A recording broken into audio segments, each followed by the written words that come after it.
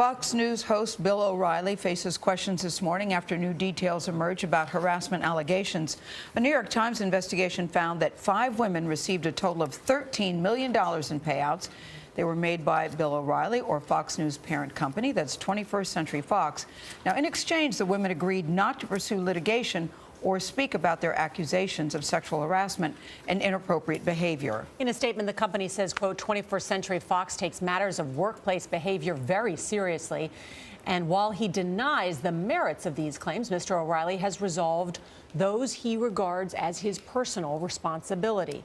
CBS News reached out to the women named in the New York Times report. They declined to comment or did not respond. New York Times correspondent Jodi Kantor is a CBS News contributor. Good morning, Jodi. Good morning. Lots to discuss here. First, 2 of these settlements came after Roger Ailes was dismissed by 21st Century and after Fox said in a statement that behavior that disrespects women or contributes to an uncomfortable work environment will not be tolerated. That's pretty significant. That is the real significance of this story, because last summer they were so clear about the fact that this kind of behavior was not going to be accepted at the company. And yet what my colleagues uncovered is that they're still settling these claims. So if Roger Ailes had to go under these circumstances, why does Bill O'Reilly get to stay right now? That question is really for Fox, not for us, but I'll give you 2 theories. One is that Bill O'Reilly is the key on-air personality at Fox News. He is the public face of that channel in so many ways.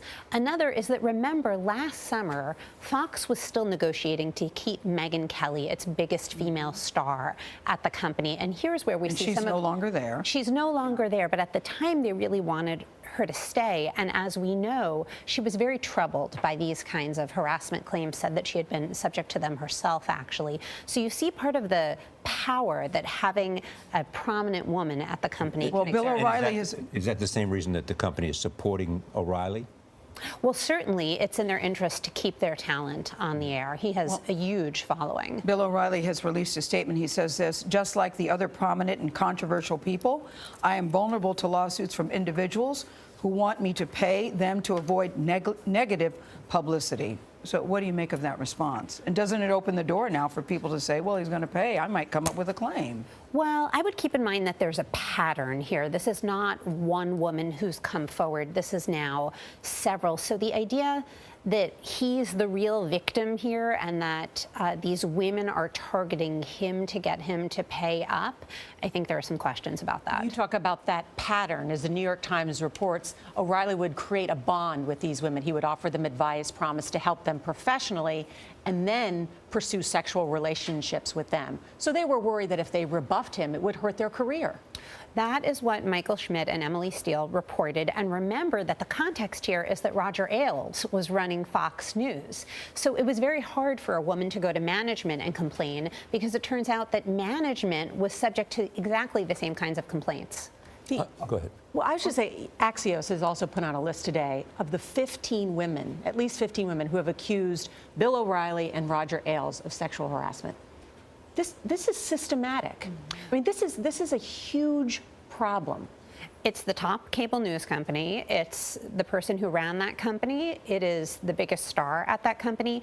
And if you look at the amount of money that has now been paid out in response to these allegations, it's a massive amount of money. Okay. O'Reilly and 21st Century Fox also say this, that no one has ever used an anonymous company hotline to report concerns. Why do you think that this is an important point that they're making? Well, I'd question whether a sexual harassment claim can ever really be anonymous.